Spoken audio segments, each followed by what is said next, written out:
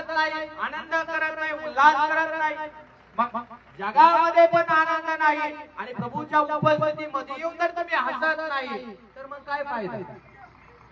याचा अर्थ तुमचा आणि माझा देवाच्या सामर्थ्यशाली हातावर विश्वास नाही. तर देवाच्या लोकांनो, परमेश्वर तुम्हाला आणि मला सांगत आहे, तुम्ही देवाच्या छत्रछायाखाली ज्यावेळेस येता त्यावेळेस हर्ष करा. काय करा? शेजाऱ्याला म्हणा, हाच प्रभूमध्ये, हाच प्रभूमध्ये, हाच आनंद कर प्रभूमध्ये.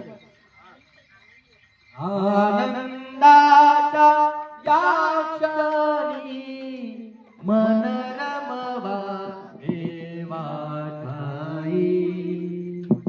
आनंदाच्या या समयी मन रमवा देवा ठाई.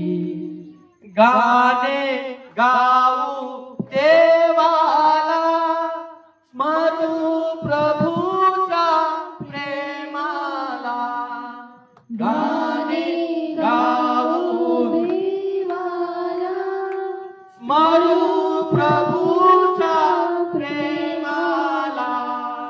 प्रभू आहे आम्हा ठाई, मन रमवा देवा ठाई. प्रभू आहे आमच्यामध्ये, तो आहे आणि त्याच्यामध्ये आम्ही जीवन जगत आहोत. तर तो आमच्यामध्ये आहे, आम्ही त्याच्यामध्ये आहे. आनंद करा, हो, उल्हास करा, हर्ष करा. तो जर आमच्यामध्ये त्यांनी वस्ती केलेली आहे पवित्र आत्म्याने, तर त्याच्या उपस्थितीमध्ये येऊन हसा. गाणे गाताना हसा, हसा. टाळ्या वाजताना आनंदाने टाळ्या वाजवा. जे काही देवाच्या उपस्थितीमध्ये येताना त्यावेळेस हसत राहा. दुष्टाला कधीच वाटत नाही तुम्ही आणि मी हसत राहावं.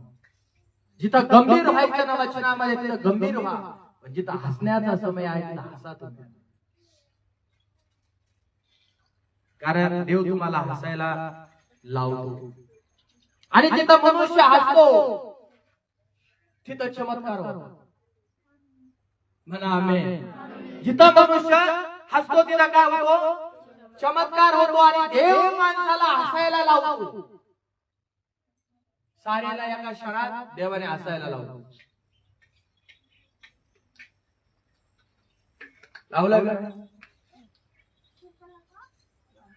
लावलंय की नाही?